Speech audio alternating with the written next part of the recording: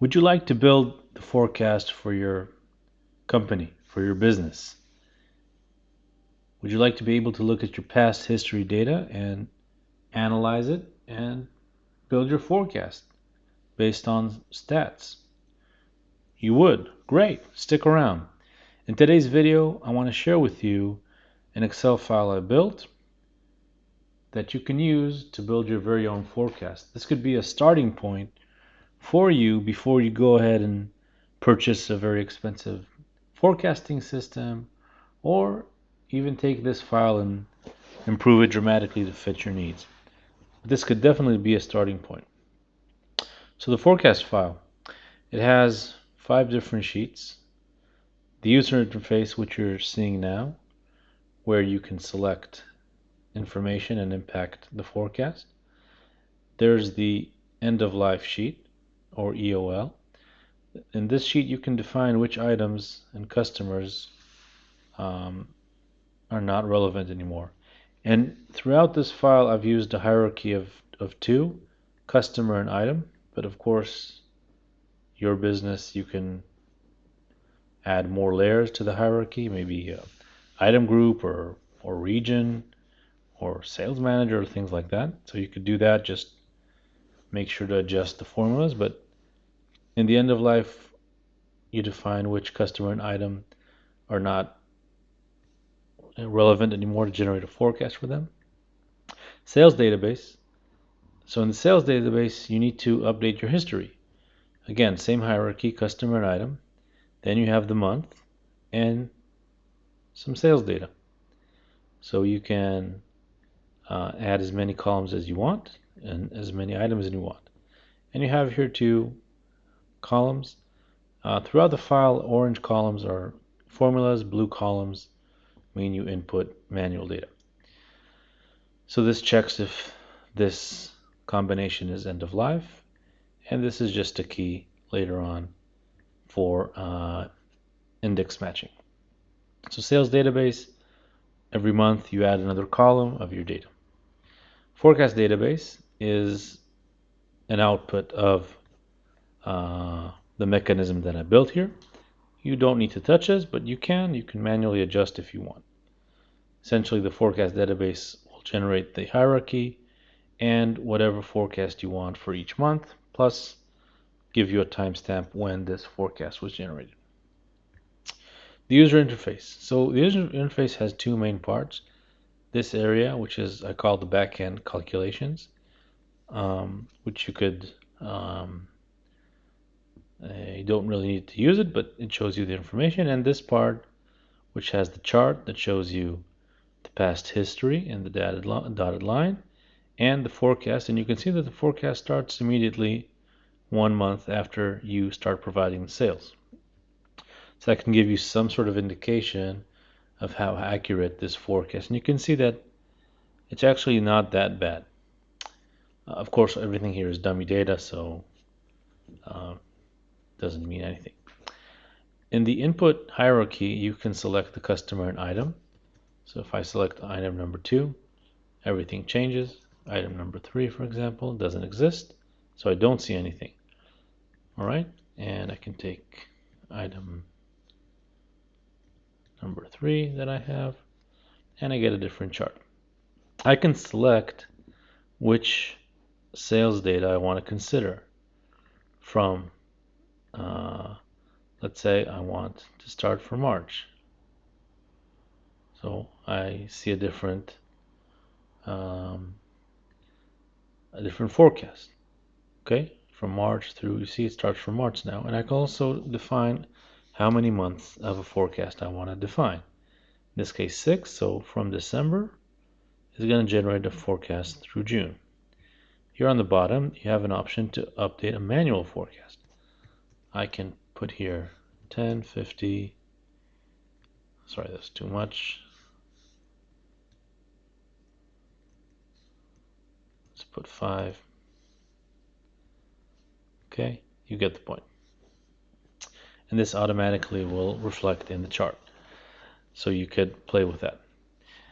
And then you have 2 buttons here. One button, update forecast, one button, generate mass forecast. Now, what generate mass forecast does, it basically looks through all the combinations here, which are not end of life, and it will generate a forecast to this period and the number of forecasts you select, and build it over here in forecast database. The update forecast will replace whatever forecast you have for this combination. Let me show you how it works. I'm going to go ahead and delete everything I have here in forecast database. So it's empty. And I'm going to go ahead and click on generate mass forecast. And there's a loop that basically goes through everything and builds the forecast for A, 2, 3, 4, 5, 6, which is exactly what we had here, except the first item, which is flagged as end of life. Now, let's say I want to update one of the items, for example, A6. Okay, this is the current forecast, and I just want to generate something a bit different. Okay, let's say 100 in March. And now if I click update forecast, it's going to take that information and basically replace. So here I see the 3, 30, 50, 100 that I created before. The last sheet that I built here is a forecast dashboard.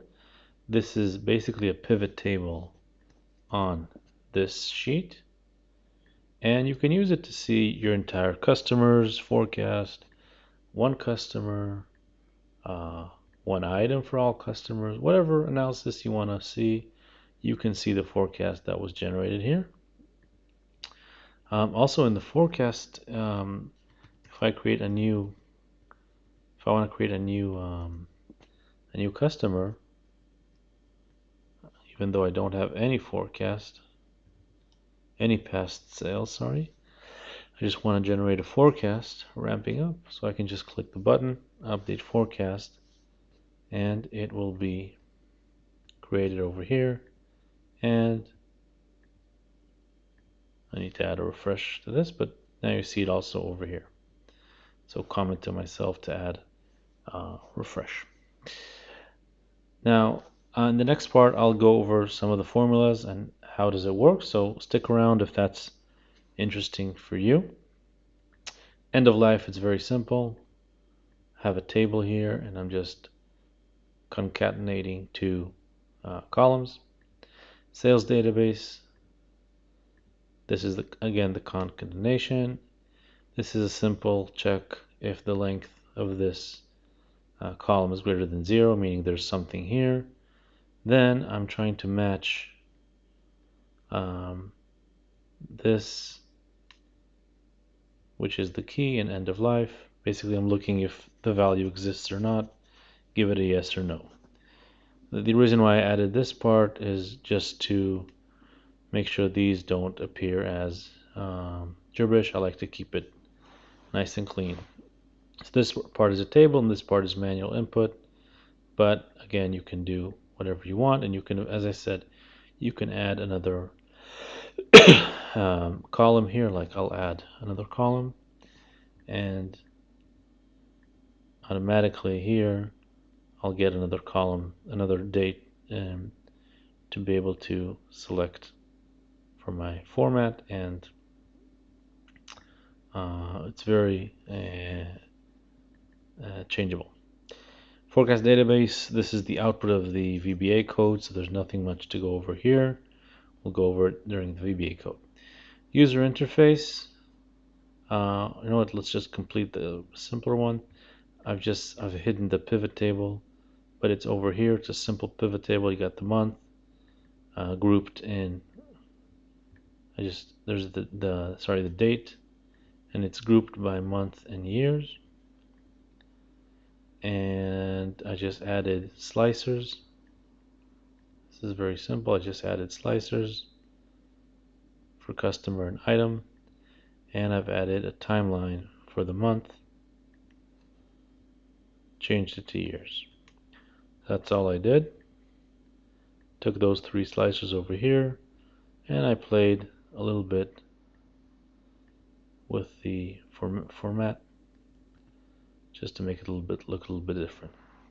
And of course, last thing I did was just to add a chart. That's it. And then design it however you want. So that's very simple. Now, this chart is dynamic, and it's not a pivot chart, but it is based on this table. And what's nice is I used a mechanism that whenever you change one of these, meaning the start date, end date, or number of months, it reapplies the filter. Basically, there's a filter here to only show the lines that reflect the history and the expected forecast. Because if I unfilter, you would see everything here. This table basically pulls. Let's take something that has information. So unfiltered, you see a lot of. So I built a huge horizon here. I don't want to show it. First column shows you the sales. I'm just pulling the sales. Very simple index match based on the key and the name of the month. Okay, the month, first month equals to this one, and I'm just using eDate. So sales, that's very simple. And once you reach the last sales, just leave a blank space. Filter column, here there's basically 3 options that I want to show: blank, forecast, or stop. What does it mean forecast? This date is between the first forecast month and the last month. Basically between these two, I want to be written forecast. This is going to be helpful in the macro for filtering. If there's a date here that's before the last date, then I just show blank, and if it's greater than the last date, stop, meaning filter. So you see I don't want to show all of these columns. This column is called forecast, and basically what it does, this is the forecast. It's a built-in forecast that Excel has. I'm using exponential smoothing, but this is where you can develop different methods, moving average, linear, whatever you want. Maybe in the future I'll even build something more complicated like winters, but this is what I've built here. And this goes on, and you see that this is only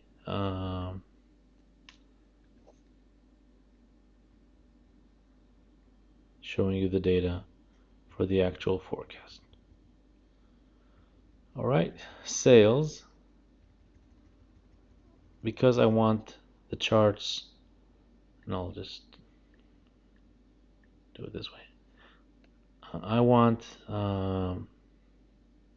sorry. Okay, so you see the forecast in the formula. It takes, first of all, the manual update, if there is one.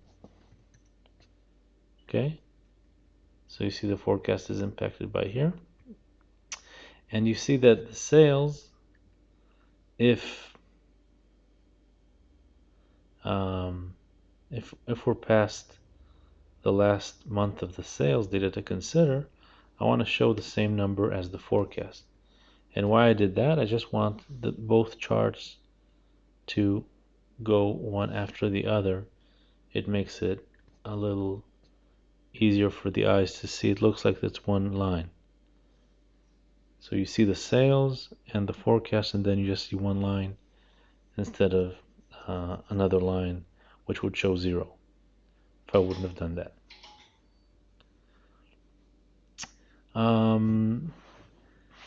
This is how this is built. Let's take a look at the code. Very simple code for generating updating the chart. If there's a change in J3 through L3, which I said the 3 dates, then this code runs. All right, and what happens? Three things happens. I'm applying a filter on this area, and basically this line says filter everything that's not equals to stop, and then I just change the chart size, make it uh, standard, because when you filter lines, the chart will change its dimensions. I'll show you. See? So that's why you always have to include that chart definitions, width and height. So that was this part. If you're still here and you enjoyed the video, I recommend you subscribe to the channel, and I'm posting content on a regular basis. Also, be sure to hit that like button, post a comment if you enjoyed the content. Let's take a look at the other, let's say the more complicated part, which is the VBA coding. So I have here 1, 2, 3 different VBA codes, or that I've built, that I use throughout the file. Really on top, I'm just using some public parameters that I use throughout each of the different sub functions. So just have them over here. By doing so, I can just use the same name all over again. I don't have to declare them. So the first one is the submit function. I always use the screen updating false and true to make sure the file works, the macro works quicker. So I'm referencing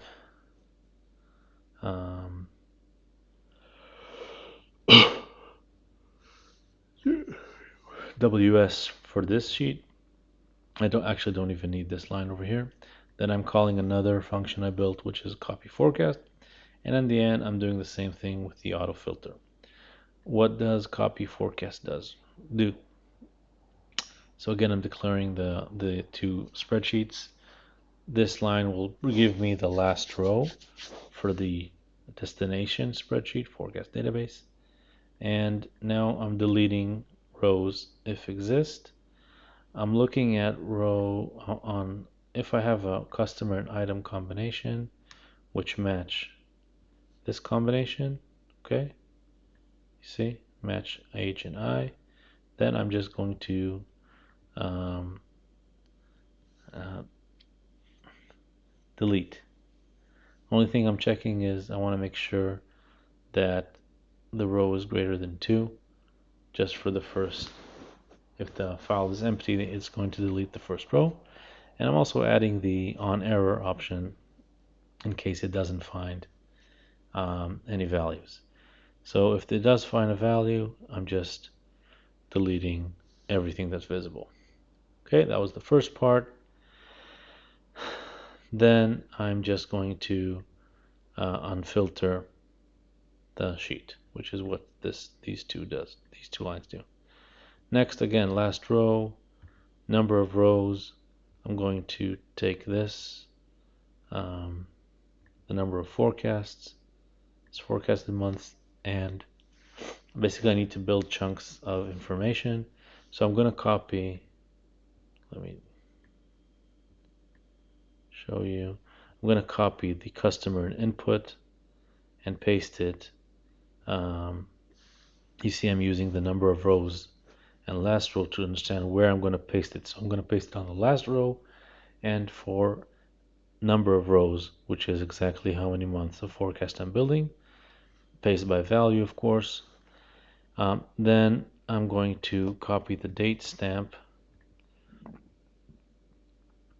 Same trick, just with a different column, and that's going to be equal now, giving me the timestamp. Then I'm going to filter this table for the rows that have the forecast cell. And if you remember, those are the lines that are based on the definition above for this period. And then I'm just going to copy them. And for the mass forecast, as you can imagine, I'm basically doing the same thing just for a loop. So first of all, I'm clearing off the manual input if it exists, since I don't want to use something and override everyone. And I just have a simple for loop here based on the number of lines here in sales database. And I need to change the formula. I'll change that formula so it doesn't run for 99 lines. And here it checks if the value here is yes or no. Only run it for lines that are not end of life. Okay. And then I'm just gonna copy, basically it's similar to the first update. I'm just gonna copy this to the customer and item over here to age and I. Okay, so I'm going from here line by line, taking those two, pasting them over here, and then calling forecast, the copy forecast function that I had before.